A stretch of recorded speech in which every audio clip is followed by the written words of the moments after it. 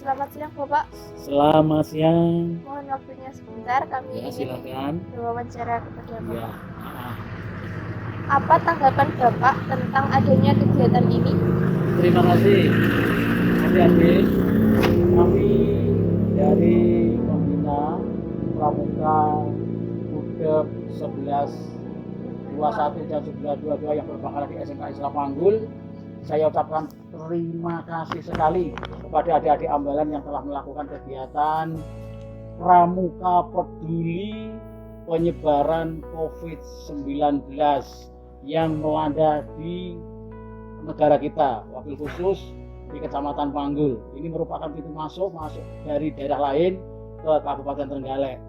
Oleh karena itu, dengan kepedulian kalian, mudah-mudahan penyebaran COVID-19 ini segera hilang.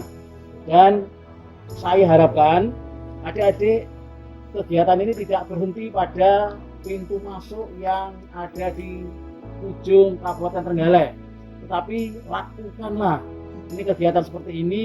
Misalnya kita ke masjid, ke musola, ke pondok pesantren, ke lembaga-lembaga pendidikan, ke PAUD, SDMI, ke SMP MTS dalam rangka peduli COVID-19 Ambalan Gajah Mada yang berpangkalan di SMK Islam Panggul. Terima kasih untuk adik-adik dari SMK 1 Islam Panggul.